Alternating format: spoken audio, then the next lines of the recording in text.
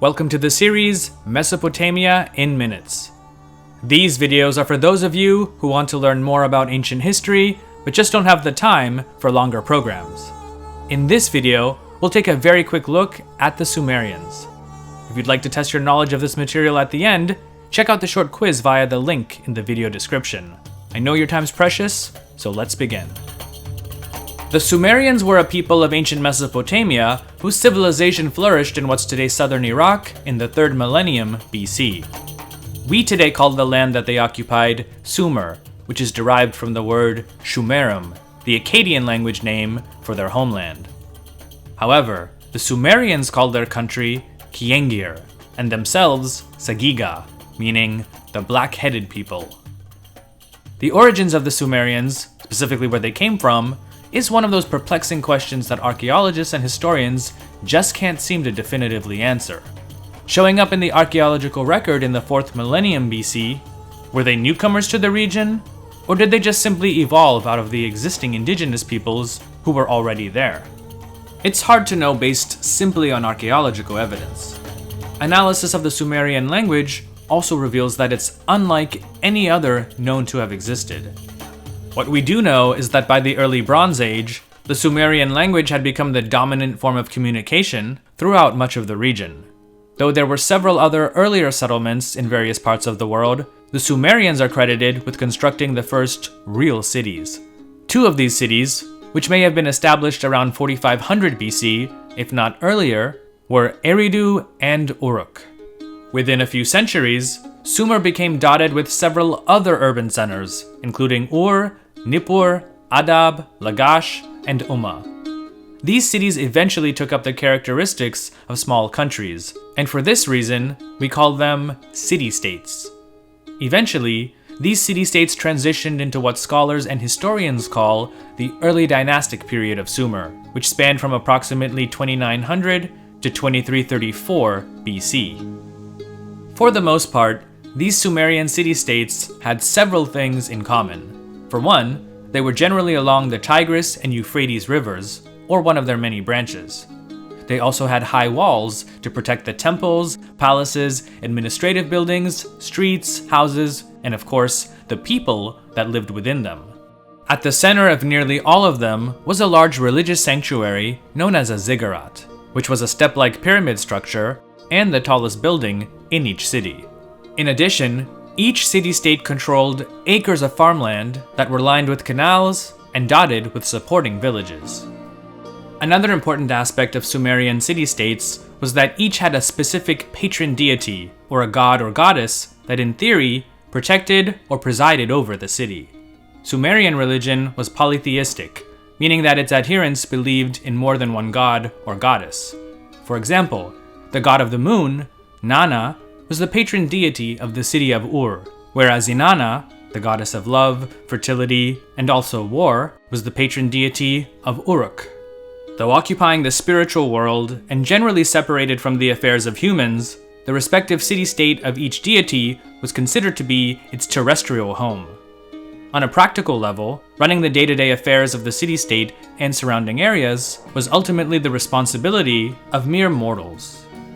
At the top of the Sumerian hierarchy was a ruler called an Ensi, meaning lord, or in some cases, especially if he ruled over more than one city, a Lugal, meaning great man. Basically, they were like kings. Initially, their power and importance were relatively limited, since most authority in the city-state was exercised by the temple priesthood. As time went on, there became a greater separation between religious and secular authority, with a number of rulers becoming so powerful that they were able to extend their influence over neighboring city-states. One of the most famous examples of this was King Eannatum of the city-state of Lagash, who in the 25th or 24th century BC not only expelled Elamite invaders from Sumer, but also ended up conquering the rival city-states of Ur, Uruk, Lagash, Kish, and a few others. One of the best-known sources of information on Sumerian political history is what's known as the Sumerian King List. Compiled by scribes over the course of several centuries, the Sumerian King List records the names of many of the rulers and dynasties of the various city-states and kingdoms of Sumer. In addition, The list also alludes to which city-states were the most powerful during a particular time period. The earliest rulers on the list, most of whom were mythical kings and heroes, were said to have ruled for tens of thousands of years, which obviously isn't true. The document's value to scholars really comes from analyzing the latter centuries of the list.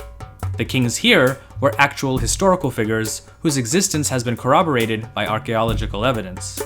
Several versions of the Sumerian king list have been found, with the oldest one dating to the 2nd millennium BC. Though many details of their civilization are still murky, there's no doubt that the Sumerians were an extremely innovative people. From what archaeologists have uncovered so far, it's clear that Sumerian city-states were able to organize their societies in a way that fostered a high degree of cooperation, ultimately leading to many large-scale projects such as the building and maintenance of city walls, temples, and complex irrigation systems. One of the most famous, as well as practical inventions, was the development of the world's first known written script. We call this writing system cuneiform. Initially, such writing was produced by pressing the ends of a wedge-shaped reed into soft, wet clay tablets, which were then dried and hardened in the sun. Though seemingly cumbersome, cuneiform tablets could last for centuries, if not millennia. To date, tens of thousands of cuneiform clay tablets have been uncovered by archaeologists from all over Sumer. The vast majority of these are administrative records, business contracts, ledgers, and accounts of various commodities. However, a number of these tablets also contain hymns, prayers, the inscriptions of kings, early law codes, and even epic poetry, the most famous one being the Epic of Gilgamesh. Around 2330 BC, Sumer was conquered in its entirety by an Akkadian king named Sargon the Great. Despite the Akkadian language becoming the official one, especially for administrative purposes, Sumerian was still widely spoken by the majority of people in Sumer. Shortly after the demise of Sargon's Akkadian dynasty, around 2200 BC, Sumerian once again became the official language of the region under what are known as the Neo-Sumerian kings of the 3rd dynasty of Ur. These kings did much to revive the culture, language, and traditions of Sumer's early dynastic period, a time that they deemed to be the glory years of Sumerian civilization. Like that of the Akkadian kings, the rule of the Neo-Sumerian dynasty declined and eventually collapsed in 2004 BC. By then, newcomers, each with their own culture and traditions, had already entered the region, effectively changing the ethnic and linguistic makeup of Sumer. By 1800 BC, Sumerian had ceased to exist as a spoken language.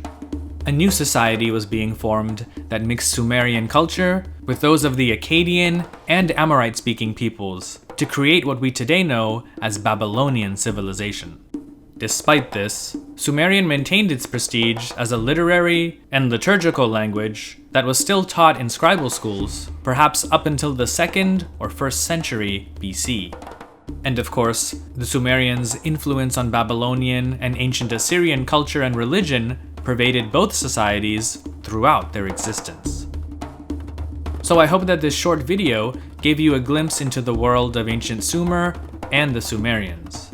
If you'd like to test your knowledge of this topic, check out the link with some questions in the video description. As always, thanks for stopping by, I really appreciate it. If you learned something or simply just enjoyed the video, please don't hesitate to hit that like button because it helps the channel out a lot. Also, check out the History with Sai podcast, where I go into more detail with regard to some of the topics discussed on the channel. You can also follow History with Sai on Instagram, Facebook, and Twitter. Thanks again, and I'll catch you in the next episode. Take care and stay safe.